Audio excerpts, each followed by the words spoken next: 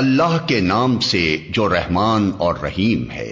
اور وہ عورتیں بھی تم پر حرام ہیں جو کسی دوسرے کے نکاح میں ہوں، یعنی محصنات، البتہ ایسی عورتیں اس سے مستثنی ہیں جو جنگ میں تمہارے ہاتھ آئیں۔ یہ اللہ کا قانون ہے جس کی پابندی تم پر لازم کر دی گئی ہے۔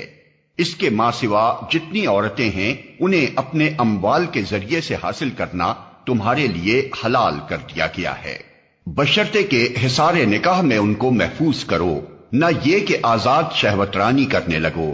پھر جو ازدواجی زندگی کا لطف تم ان سے اٹھاؤ اس کے بدلے ان کے مہر بطور فرض کے ادا کرو، البتہ مہر کی قرارداد ہو جانے کے بعد آپس کی رضامندی سے تمہارے درمیان اگر کوئی سمجھوتا ہو جائے تو اس میں کوئی حرج نہیں، اللہ علیم اور دانا ہے۔ اور جو شخص تم میں سے اتنی مقدرت نہ رکھتا ہو کہ خاندانی مسلمان عورتوں یعنی محصنات سے نکاح کر سکے، اسے چاہیے کہ تمہاری ان لونڈیوں میں سے کسی کے ساتھ نکاح کر لے جو تمہارے قبضے میں ہوں اور مومنہ ہوں۔ اللہ تمہارے ایمانوں کا حال خوب جانتا ہے، تم سب ایک ہی گروہ کے لوگ ہو، لہذا ان کے سرپرستوں کی اجازت سے ان کے ساتھ نکاح کر لو اور معروف طریقے سے ان کے مہر ادا کر دو تاکہ وہ حصار نکاح میں محفوظ یعنی محصنات ہو کر رہیں، آزاد شہوت رانی نہ کرتی پھریں اور نہ چوری چھپے آشنائیاں کریں۔ پھر جب وہ حصار نکاح میں محفوظ ہو جائیں اور اس کے بعد کسی بد چلنی کی مرتکب ہوں تو ان پر اس سزا کی بنسبت آدھی سزا ہے جو خاندانی عورتوں یعنی محصنات کے لیے مقرر ہے۔ یہ سہولت تم میں سے ان لوگوں کے لیے پیدا کی گئی ہے جن کو شادی نہ کرنے سے بندے تقوی کے ٹوٹ جانے کا اندیشہ ہو، لیکن اگر تم صبر کرو تو یہ تمہارے لیے بہتر ہے، اور اللہ بخشنے والا اور رحم فرمانے والا ہے۔ اللہ چاہتا ہے کہ تم پر ان طریقوں کو واضح کرے اور انہی طریقوں پر تمہیں چلائے جن کی پیروی تم سے پہلے گزرے ہوئے صلحاء کرتے تھے۔ وہ اپنی رحمت کے ساتھ تمہاری طرف متوجہ ہونے کا ارادہ رکھتا ہے، اور وہ علیم بھی ہے اور دانا بھی۔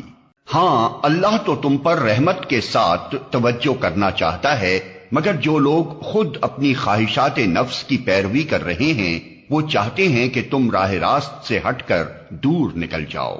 اللہ تم پر سے پابندیوں کو ہلکا کرنا چاہتا ہے کیونکہ انسان کمزور پیدا کیا گیا ہے۔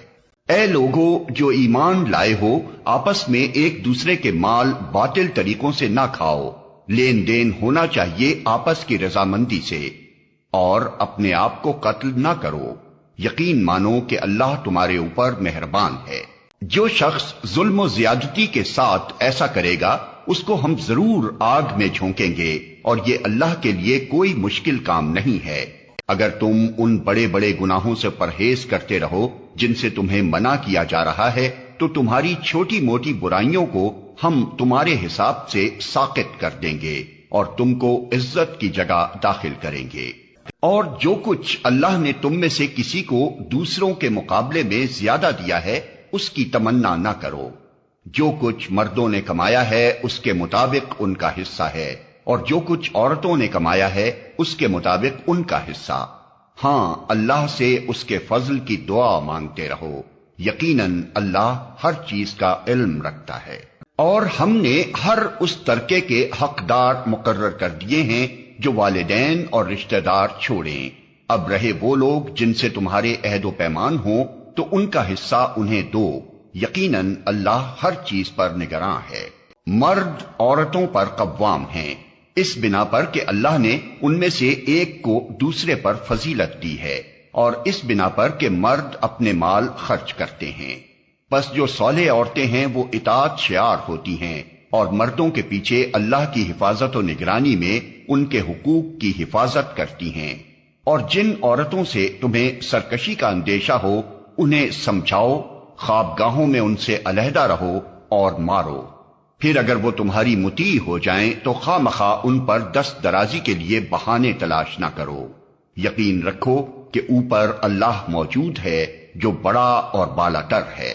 اور اگر تم لوگوں کو کہیں میاں اور بیوی کے تعلقات بگڑ جانے کا اندیشہ ہو تو ایک حکم مرد کے رشتہ داروں میں سے اور ایک عورت کے رشتہ داروں میں سے مقرر کرو، وہ دونوں اصلاح کرنا چاہیں گے تو اللہ ان کے درمیان موافقت کی صورت نکال دے گا۔ اللہ سب کچھ جانتا ہے اور باخبر ہے۔ اور تم سب اللہ کی بندگی کرو، اس کے ساتھ کسی کو شریک نہ بناؤ، ماں باپ کے ساتھ نیک برتاؤ کرو، قرابت داروں اور یتیموں اور مسکینوں کے ساتھ حسن سلوک سے پیش آؤ، اور پڑوسی رشتہ دار سے، اجنبی ہمسائے سے، پہلو کے ساتھی اور مسافر سے، اور ان لونڈی غلاموں سے جو تمہارے قبضے میں ہوں احسان کا معاملہ رکھو۔ یقین جانو اللہ کسی ایسے شخص کو پسند نہیں کرتا جو اپنے پندار میں مغرور ہو اور اپنی بڑائی پر فخر کرے، اور ایسے لوگ بھی اللہ کو پسند نہیں ہیں جو کنجوسی کرتے ہیں اور دوسروں کو بھی کنجوسی کی ہدایت کرتے ہیں، اور جو کچھ اللہ نے اپنے فضل سے انہیں دیا ہے اسے چھپاتے ہیں۔ ایسے کافر نعمت لوگوں کے لیے ہم نے رسوا کن عذاب مہیا کر رکھا ہے۔ اور وہ لوگ بھی اللہ کو ناپسند ہیں جو اپنے مال محض لوگوں کو دکھانے کے لیے خرچ کرتے ہیں اور در حقیقت نہ اللہ پر ایمان رکھتے ہیں نہ روز آخر پر۔ سچ یہ ہے کہ شیطان جس کا رفیق ہوا اسے بہت ہی بری رفاقت میسر آئی۔ آخر ان لوگوں پر کیا آفت آ جاتی اگر یہ اللہ اور روز آخر پر ایمان رکھتے اور جو کچھ اللہ نے دیا ہے اس میں سے خرچ کرتے۔ اگر یہ ایسا کرتے تو اللہ سے ان کی نیکی کا حال چھپا نہ رہ جاتا۔ اللہ کسی پر ذرہ برابر بھی ظلم نہیں کرتا۔ اگر کوئی ایک نیکی کرے تو اللہ اسے 2 چند کرتا ہے اور پھر اپنی طرف سے بڑا اجر عطا فرماتا ہے۔ پھر سوچو کہ اس وقت یہ کیا کریں گے جب ہم ہر امت میں سے ایک گواہ لائیں گے اور ان لوگوں پر تمہیں یعنی محمد صلی اللہ علیہ وسلم کو گواہ کی حیثیت سے کھڑا کریں گے۔ اس وقت وہ سب لوگ جنہوں نے رسول کی بات نہ مانی اور اس کی نافرمانی کرتے رہے تمنا کریں گے کہ کاش زمین پھٹ جائے اور وہ اس میں سما جائیں۔ وہاں یہ اپنی کوئی بات اللہ سے نہ چھپا سکیں گے۔ اے لوگو جو ایمان لائے ہو، جب تم نشے کی حالت میں ہو تو نماز کے قریب نہ جاؤ۔ نماز اس وقت پڑھنی چاہیے جب تم جانو کہ کیا کہہ رہے ہو، اور اسی طرح جنابت کی حالت میں بھی نماز کے قریب نہ جاؤ جب تک کہ غسل نہ کر لو، الا یہ کہ راستے سے گزرتے ہو۔ اور اگر کبھی ایسا ہو کہ تم بیمار ہو یا سفر میں ہو یا تم میں سے کوئی شخص رفع حاجت کر کے آئے یا تم نے عورتوں سے لمس کیا ہو اور پھر پانی نہ ملے تو پاک مٹی سے کام لو اور اس سے اپنے چہروں اور ہاتھوں پر مسح کر لو۔ بے شک اللہ نرمی سے کام لینے والا اور بخشش فرمانے والا ہے۔ تم نے ان لوگوں کو بھی دیکھا جنہیں کتاب کے علم کا کچھ حصہ دیا گیا ہے، وہ خود ضلالت کے خریدار بنے ہوئے ہیں اور چاہتے ہیں کہ تم بھی راہ گم کر دو۔ اللہ تمہارے دشمنوں کو خوب جانتا ہے اور تمہاری حمایت و مددگاری کے لیے اللہ ہی کافی ہے۔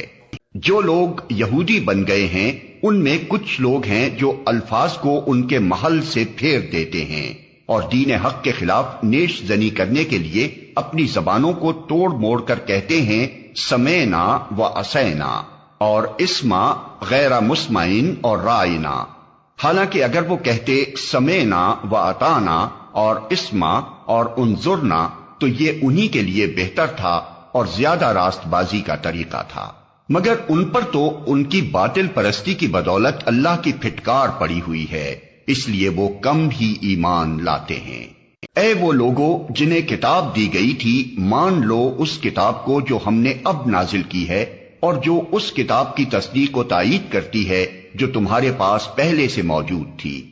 اس پر ایمان لے آؤ قبل اس کے کہ ہم چہرے بگاڑ کر پیچھے پھیر دیں یا ان کو اسی طرح لعنت زدہ کر دیں جس طرح سبت والوں کے ساتھ ہم نے کیا تھا، اور یاد رکھو کہ اللہ کا حکم نافذ ہو کر رہتا ہے۔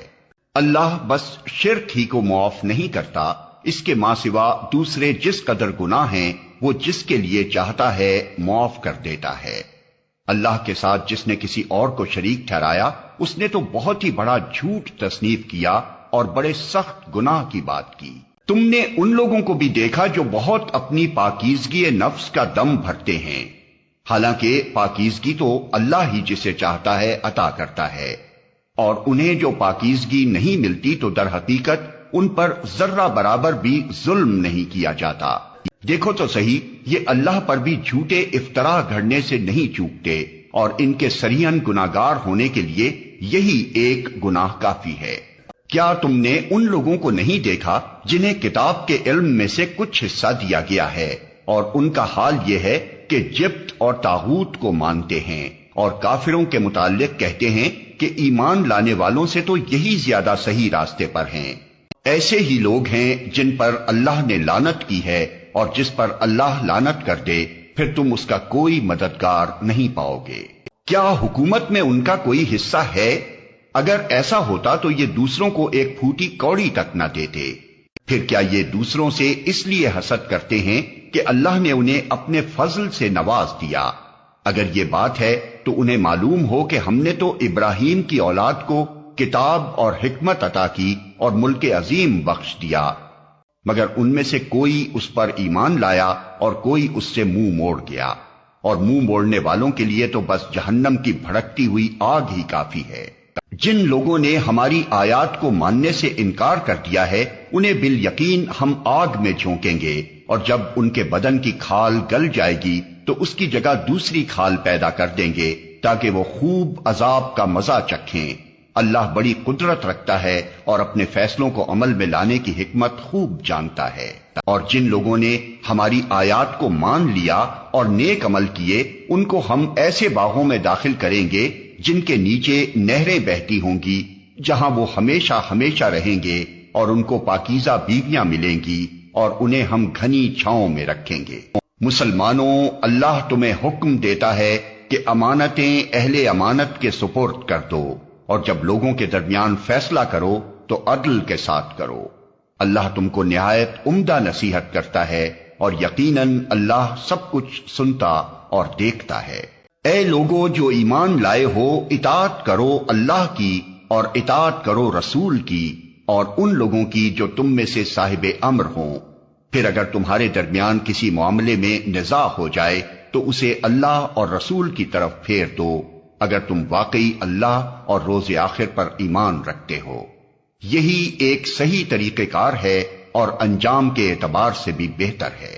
اے نبی، تم نے دیکھا نہیں ان لوگوں کو جو دعویٰ تو کرتے ہیں کہ ہم ایمان لائے ہیں اس کتاب پر جو تمہاری طرف نازل کی گئی ہے اور ان کتابوں پر جو تم سے پہلے نازل کی گئی تھیں، مگر چاہتے یہ ہیں کہ اپنے معاملات کا فیصلہ کرانے کے لیے طاغوت کی طرف رجوع کریں، حالانکہ انہیں طاغوت سے کفر کرنے کا حکم دیا گیا تھا۔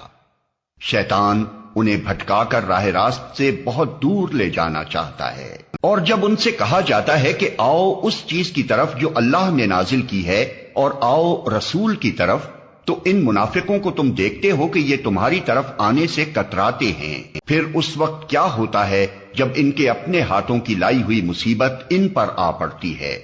اس وقت یہ تمہارے پاس قسمیں کھاتے ہوئے آتے ہیں اور کہتے ہیں کہ خدا کی قسم ہم تو صرف بھلائی چاہتے تھے، اور ہماری نیت تو یہ تھی کہ فریقین میں کسی طرح موافقت ہو جائے۔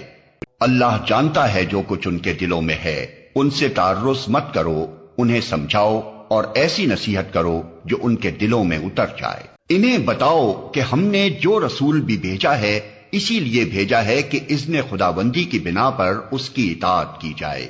اگر انہوں نے یہ طریقہ اختیار کیا ہوتا کہ جب یہ اپنے نفس پر ظلم کر بیٹھے تھے تو تمہارے پاس آ جاتے اور اللہ سے معافی مانگتے اور رسول بھی ان کے لیے معافی کی درخواست کرتا، تو یقیناً اللہ کو بخشنے والا اور رحم کرنے والا پاتے۔ نہیں اے محمد، تمہارے رب کی قسم، یہ کبھی مومن نہیں ہو سکتے جب تک کہ اپنے باہمی اختلافات میں یہ تم کو فیصلہ کرنے والا نہ مان لیں۔ پھر جو کچھ تم فیصلہ کرو اس پر اپنے دلوں میں بھی کوئی تنگی نہ محسوس کریں، بلکہ سر بسر تسلیم کر لیں۔ اگر ہم نے انہیں حکم دیا ہوتا کہ اپنے آپ کو ہلاک کر دو یا اپنے گھروں سے نکل جاؤ تو ان میں سے کم ہی آدمی اس پر عمل کرتے، حالانکہ جو نصیحت انہیں کی جاتی ہے اگر یہ اس پر عمل کرتے تو یہ ان کے لیے زیادہ بہتری اور زیادہ ثابت قدمی کا موجب ہوتا، اور جب یہ ایسا کرتے تو ہم انہیں اپنی طرف سے بہت بڑا اجر دیتے اور انہیں سیدھا راستہ دکھا دیتے۔ جو اللہ اور رسول کی اطاعت کرے گا وہ ان لوگوں کے ساتھ ہوگا جن پر اللہ نے انعام فرمایا ہے، یعنی انبیاء اور صدیقین اور شہداء اور صالحین۔ کیسے اچھے ہیں یہ رفیق جو کسی کو میسر آئیں۔ یہ حقیقی فضل ہے جو اللہ کی طرف سے ملتا ہے، اور حقیقت جاننے کے لیے بس اللہ ہی کا علم کافی ہے۔ اے لوگو جو ایمان لائے ہو، مقابلے کے لیے ہر وقت تیار رہو، پھر جیسا موقع ہو الگ الگ دستوں کی شکل میں نکلو یا اکٹھے ہو کر۔ ہاں، تم میں کوئی آدمی ایسا بھی ہے جو لڑائی سے جی چراتا ہے۔ اگر تم پر کوئی مصیبت آئے تو کہتا ہے اللہ نے مجھ پر بڑا فضل کیا کہ میں ان لوگوں کے ساتھ نہ گیا، اور اگر اللہ کی طرف سے تم پر فضل ہو تو کہتا ہے، اور اس طرح کہتا ہے کہ گویا تمہارے اور اس کے درمیان محبت کا تو کوئی تعلق تھا ہی نہیں، کہ کاش میں بھی ان کے ساتھ ہوتا تو بڑا کام بن جاتا۔ ایسے لوگوں کو معلوم ہو کہ اللہ کی راہ میں لڑنا چاہیے ان لوگوں کو جو آخرت کے بدلے دنیا کی زندگی کو فروخت کر دیں، پھر جو اللہ کی راہ میں لڑے گا اور مارا جائے گا یا غالب رہے گا اسے ضرور ہم اجر عظیم عطا کریں گے۔ آخر کیا وجہ ہے کہ تم اللہ کی راہ میں ان بے بس مردوں، عورتوں اور بچوں کی خاطر نہ لڑو جو کمزور پا کر دبا لیے گئے ہیں اور فریاد کر رہے ہیں کہ خدایا ہم کو اس بستی سے نکال جس کے باشندے ظالم ہیں، اور اپنی طرف سے ہمارا کوئی حامی و مددگار پیدا کر دے۔ جن لوگوں نے ایمان کا راستہ اختیار کیا ہے وہ اللہ کی راہ میں لڑتے ہیں، اور جنہوں نے کفر کا راستہ اختیار کیا ہے وہ طاغوت کی راہ میں لڑتے ہیں۔ پس شیطان کے ساتھیوں سے لڑو اور یقین جانو کہ شیطان کی چالیں حقیقت میں نہایت کمزور ہیں۔ تم نے ان لوگوں کو بھی دیکھا جن سے کہا گیا تھا کہ اپنے ہاتھ روکے رکھو اور نماز قائم کرو اور زکوٰۃ دو۔ اب جو انہیں لڑائی کا حکم دیا گیا تو ان میں سے ایک فریق کا حال یہ ہے کہ لوگوں سے ایسا ڈر رہے ہیں جیسا خدا سے ڈرنا چاہیے یا کچھ اس سے بھی بڑھ کر۔ کہتے ہیں خدایا یہ ہم پر لڑائی کا حکم کیوں لکھ دیا، کیوں نہ ہمیں ابھی کچھ اور مہلت دی۔ ان سے کہو دنیا کا سرمایہ زندگی تھوڑا ہے، اور آخرت ایک خدا ترس انسان کے لیے زیادہ بہتر ہے، اور تم پر ظلم ایک شمع برابر بھی نہ کیا جائے گا۔ رہی موت تو جہاں بھی تم ہو وہ بہرحال تمہیں آ کر رہے گی، خواہ تم کیسی ہی مضبوط عمارتوں میں ہو۔ اگر انہیں کوئی فائدہ پہنچتا ہے تو کہتے ہیں یہ اللہ کی طرف سے ہے، اور اگر کوئی نقصان پہنچتا ہے تو کہتے ہیں یہ تمہاری بدولت ہے۔ کہو سب کچھ اللہ ہی کی طرف سے ہے۔ آخر ان لوگوں کو کیا ہو گیا ہے کہ کوئی بات ان کی سمجھ میں نہیں آتی۔ اے انسان تجھے جو بھلائی بھی حاصل ہوتی ہے اللہ کی عنایت سے ہوتی ہے، اور جو مصیبت تجھ پر آتی ہے وہ تیرے اپنے کسب و عمل کی بدولت ہے۔ اے محمد ہم نے تم کو لوگوں کے لیے رسول بنا کر بھیجا ہے، اور اس پر خدا کی گواہی کافی ہے۔ جس نے رسول کی اطاعت کی اس نے دراصل خدا کی اطاعت کی، اور جو منہ موڑ گیا تو بہرحال ہم نے تمہیں ان لوگوں پر پاسبان بنا کر تو نہیں بھیجا ہے۔ وہ منہ پر کہتے ہیں کہ ہم مطیع فرمان ہیں، مگر جب تمہارے پاس سے نکلتے ہیں تو ان میں سے ایک گروہ راتوں کو جمع ہو کر تمہاری باتوں کے خلاف مشورے کرتا ہے۔ اللہ ان کی یہ ساری سرگوشیاں لکھ رہا ہے، تم ان کی پرواہ نہ کرو اور اللہ پر بھروسہ رکھو، وہی بھروسے کے لیے کافی ہے۔ کیا یہ لوگ قرآن پر غور نہیں کرتے؟ اگر یہ اللہ کے سوا کسی اور کی طرف سے ہوتا تو اس میں بہت کچھ اختلاف بیانی پائی جاتی۔ یہ لوگ جہاں کوئی اطمینان بخش یا خوفناک خبر سن پاتے ہیں اسے لے کر پھیلا دیتے ہیں، حالانکہ اگر یہ اسے رسول اور اپنی جماعت کے ذمہ دار اصحاب تک پہنچائیں تو وہ ایسے لوگوں کے علم میں آ جائے جو ان کے درمیان اس بات کی صلاحیت رکھتے ہیں کہ اس سے صحیح نتیجہ اخذ کر سکیں۔ تم لوگوں پر اللہ کی مہربانی اور رحمت نہ ہوتی تو تمہاری کمزوریاں ایسی تھیں کہ معدود چند کے سوا تم سب شیطان کے پیچھے لگ گئے ہوتے۔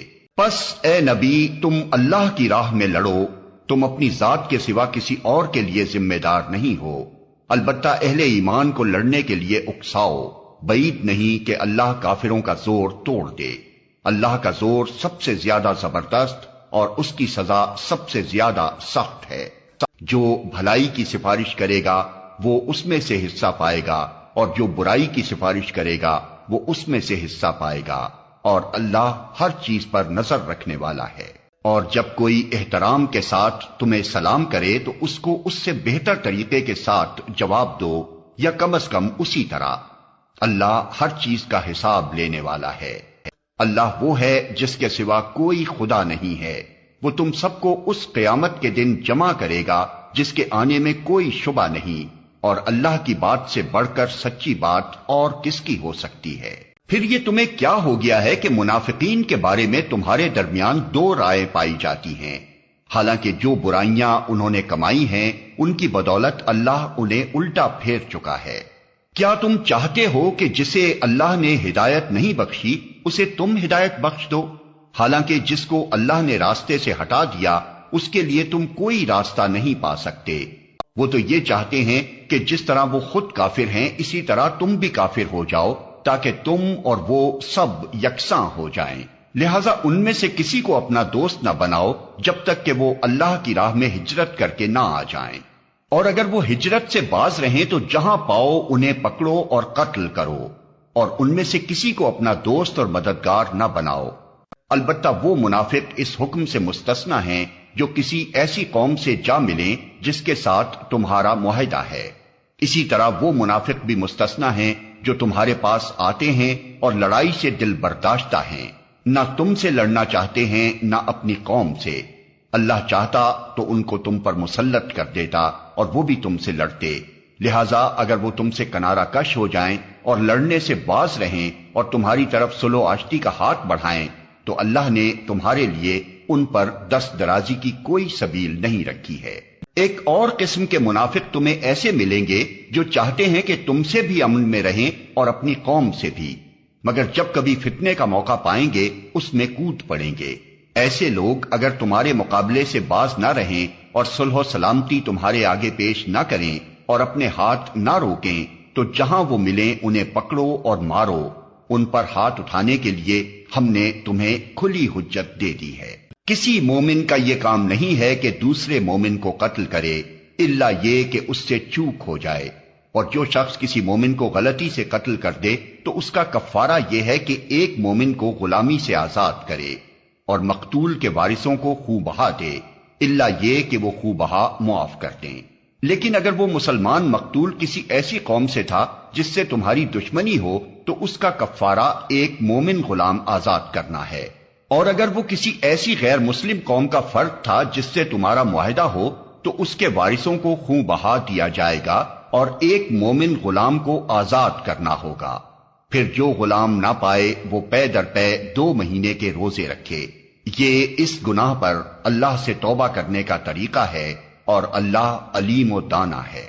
رہا وہ شخص جو کسی مومن کو جان بوجھ کر قتل کرے تو اس کی جزا جہنم ہے جس میں وہ ہمیشہ رہے گا، اس پر اللہ کا غضب اور اس کی لعنت ہے، اور اللہ نے اس کے لیے سخت عذاب مہیا کر رکھا ہے۔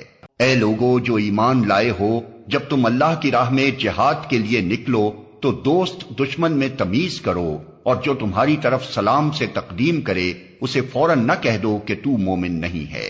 اگر تم دنیاوی فائدہ چاہتے ہو تو اللہ کے پاس تمہارے لیے بہت سے اموال غنیمت ہیں، آخر اسی حالت میں تم خود بھی تو اس سے پہلے مبتلا رہ چکے ہو، پھر اللہ نے تم پر احسان کیا، لہذا تحقیق سے کام لو، جو کچھ تم کرتے ہو اللہ اس سے باخبر ہے۔ مسلمانوں میں سے وہ لوگ جو کسی معذوری کے بغیر گھر بیٹھے رہتے ہیں اور وہ جو اللہ کی راہ میں جان و مال سے جہاد کرتے ہیں، دونوں کی حیثیت یکساں نہیں ہے۔ اللہ نے بیٹھنے والوں کی بنسبت جان و مال سے جہاد کرنے والوں کا درجہ بڑا رکھا ہے، اگرچہ ہر ایک کے لیے اللہ نے بھلائی ہی کا وعدہ فرمایا ہے، مگر اس کے ہاں مجاہدوں کی خدمات کا معاوضہ بیٹھنے والوں سے بہت زیادہ ہے۔ ان کے لیے اللہ کی طرف سے بڑے درجے ہیں اور مغفرت اور رحمت ہے، اور اللہ بڑا معاف کرنے والا اور رحم فرمانے والا ہے۔ جو لوگ اپنے نفس پر ظلم کر رہے تھے ان کی روحیں جب فرشتوں نے قبض کی تو ان سے پوچھا کہ یہ تم کس حال میں مبتلا تھے؟ انہوں نے جواب دیا کہ ہم زمین میں کمزور و مجبور تھے۔ فرشتوں نے کہا کیا خدا کی زمین وسیع نہ تھی کہ تم اس میں ہجرت کرتے؟ یہ وہ لوگ ہیں جن کا ٹھکانہ جہنم ہے اور وہ بڑا ہی برا ٹھکانہ ہے۔ ہاں جو مرد، عورتیں اور بچے واقعی بے بس ہیں اور نکلنے کا کوئی راستہ اور ذریعہ نہیں پاتے، بعید نہیں کہ اللہ انہیں معاف کر دے، اللہ بڑا معاف کرنے والا اور درگزر فرمانے والا ہے۔ جو کوئی اللہ کی راہ میں ہجرت کرے گا وہ زمین میں پناہ لینے کے لیے بہت جگہ اور بسر اوقات کے لیے بڑی گنجائش پائے گا۔ اور جو اپنے گھر سے اللہ اور رسول کی طرف ہجرت کے لیے نکلے، پھر راستے ہی میں اسے موت آ جائے، اس کا اجر اللہ کے ذمے واجب ہو گیا۔ اللہ بہت بخشش فرمانے والا اور رحیم ہے۔ اور جب تم لوگ سفر کے لیے نکلو تو کوئی مضائقہ نہیں اگر نماز میں اختصار کر دو، خصوصاً جب کہ تمہیں اندیشہ ہو کہ کافر تمہیں ستائیں گے، کیونکہ وہ کھلم کھلا تمہاری دشمنی پر تلے ہوئے ہیں۔ اور اے نبی، جب تم مسلمانوں کے درمیان ہو اور حالت جنگ میں انہیں نماز پڑھانے کھڑے ہو تو چاہیے کہ ان میں سے ایک گروہ تمہارے ساتھ کھڑا ہو اور اسلحہ لیے رہے، پھر جب وہ سجدہ کر لے تو پیچھے چلا جائے، اور دوسرا گروہ جس نے ابھی نماز نہیں پڑھی ہے آ کر تمہارے ساتھ پڑھے اور وہ بھی چوکنا رہے اور اپنے اسلحہ لیے رہے، کیونکہ کفار اس طاق میں ہیں کہ تم اپنے ہتھیاروں اور اپنے سامان کی طرف سے ذرا غافل ہو تو وہ تم پر یکبارگی ٹوٹ پڑے۔ البتہ اگر تم بارش کی وجہ سے تکلیف محسوس کرو یا بیمار ہو تو اسلحہ رکھ دینے میں مضائقہ نہیں، مگر پھر بھی چوکنے رہو، یقین رکھو کہ اللہ نے کافروں کے لیے رسوا کن عذاب مہیا کر رکھا ہے۔ پھر جب نماز سے فارغ ہو جاؤ تو کھڑے اور بیٹھے اور لیٹے ہر حال میں اللہ کو یاد کرتے رہو، اور جب اطمینان نصیب ہو جائے تو پوری نماز پڑھو۔ نماز در حقیقت ایسا فرض ہے جو پابندی وقت کے ساتھ اہل ایمان پر لازم کیا گیا ہے۔ اس گروہ کے تعاقب میں کمزوری نہ دکھاؤ، اگر تم تکلیف اٹھا رہے ہو تو تمہاری طرح وہ بھی تکلیف اٹھا رہے ہیں، اور تم اللہ سے اس چیز کے امیدوار ہو جس کے وہ امیدوار نہیں ہیں۔ اللہ سب کچھ جانتا ہے اور وہ حکیم و دانا ہے۔ اے نبی، ہم نے یہ کتاب حق کے ساتھ تمہاری طرف نازل کی ہے تاکہ جو راہ راست اللہ نے تمہیں دکھائی ہے اس کے مطابق لوگوں کے درمیان فیصلہ کرو۔ تم بددیانت لوگوں کی طرف سے جھگڑنے والے نہ بنو، اور اللہ سے درگزر کی درخواست کرو، وہ بڑا درگزر فرمانے والا اور رحیم ہے۔ جو لوگ اپنے نفس سے خیانت کرتے ہیں تم ان کی حمایت نہ کرو، اللہ کو ایسا شخص پسند نہیں جو خیانت کار اور معصیت پیشہ ہو۔ یہ لوگ انسانوں سے اپنی حرکات چھپا سکتے ہیں مگر خدا سے نہیں چھپا سکتے، وہ تو اس وقت بھی ان کے ساتھ ہوتا ہے جب یہ راتوں کو چھپ کر اس کی مرضی کے خلاف مشورے کرتے ہیں۔ ان کے سارے اعمال پر اللہ محیط ہے۔ ہاں، تم لوگوں نے ان مجرموں کی طرف سے دنیا کی زندگی میں تو جھگڑا کر لیا، مگر قیامت کے روز ان کی طرف سے کون جھگڑا کرے گا؟ آخر وہاں کون ان کا وکیل ہوگا؟ اگر کوئی شخص برا فعل کر گزرے یا اپنے نفس پر ظلم کر جائے اور اس کے بعد اللہ سے درگزر کی درخواست کرے تو اللہ کو درگزر کرنے والا اور رحیم پائے گا، مگر جو برائی کما لے تو اس کی یہ کمائی اسی کے لیے وبال ہوگی۔ اللہ کو سب باتوں کی خبر ہے اور وہ حکیم و دانا ہے۔ پھر جس نے کوئی خطا یا گناہ کر کے اس کا الزام کسی بے گناہ پر تھوپ دیا، اس نے تو بڑے بہتان اور صریح گناہ کا بار سمیٹ لیا۔ اے نبی، اگر اللہ کا فضل تم پر نہ ہوتا اور اس کی رحمت تمہارے شامل حال نہ ہوتی تو ان میں سے ایک گروہ نے تو تمہیں غلط فہمی میں مبتلا کرنے کا فیصلہ کر ہی لیا تھا، حالانکہ در حقیقت وہ خود اپنے سوا کسی کو غلط فہمی میں مبتلا نہیں کر رہے تھے اور تمہارا کوئی نقصان نہ کر سکتے تھے۔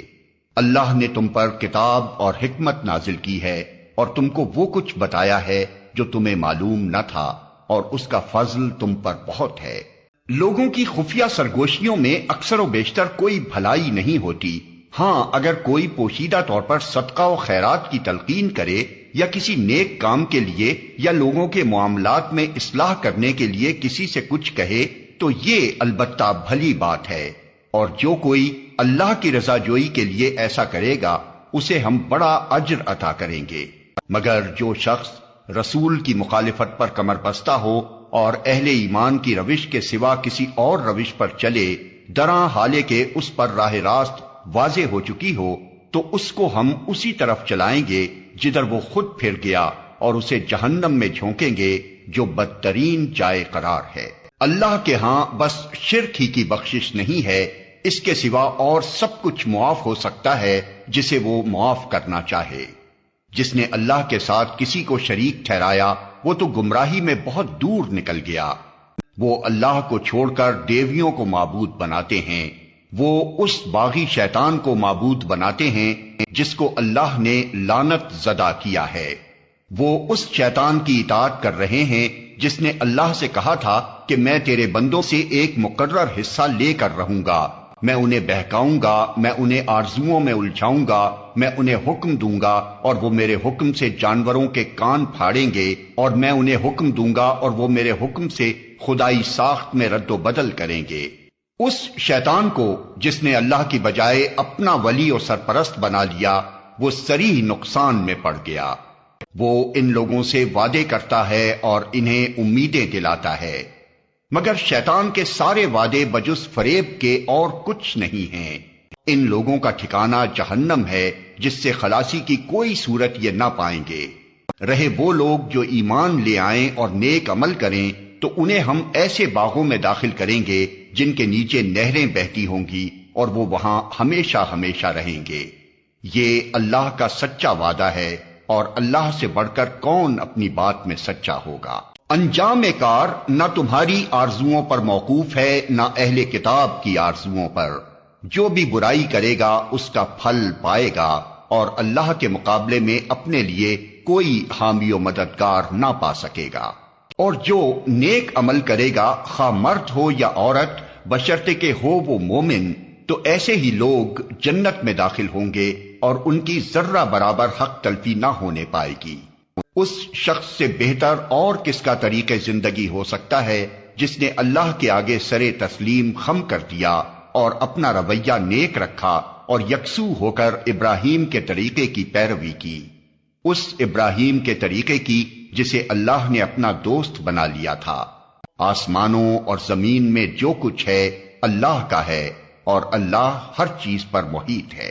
لوگ تم سے عورتوں کے معاملے میں فتویٰ پوچھتے ہیں، کہو اللہ تمہیں ان کے معاملے میں فتویٰ دیتا ہے اور ساتھ ہی وہ احکام بھی یاد دلاتا ہے جو پہلے سے تم کو اس کتاب میں سنائے جا رہے ہیں، یعنی وہ احکام جو ان یتیم لڑکیوں کے متعلق ہیں جن کے حق تم ادا نہیں کرتے اور جن کے نکاح کرنے سے تم باز رہتے ہو یا لالچ کی بنا پر تم خود ان سے نکاح کر لینا چاہتے ہو، اور وہ احکام جو ان بچوں کے متعلق ہیں جو بیچارے کوئی زور نہیں رکھتے۔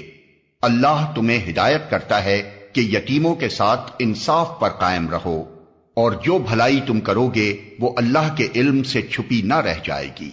جب کسی عورت کو اپنے شوہر سے بدسلوکی یا بے رخی کا خطرہ ہو تو کوئی مذائقہ نہیں اگر میاں اور بیوی کچھ حقوق کی کمی بیشی پر آپس میں صلح کر لیں۔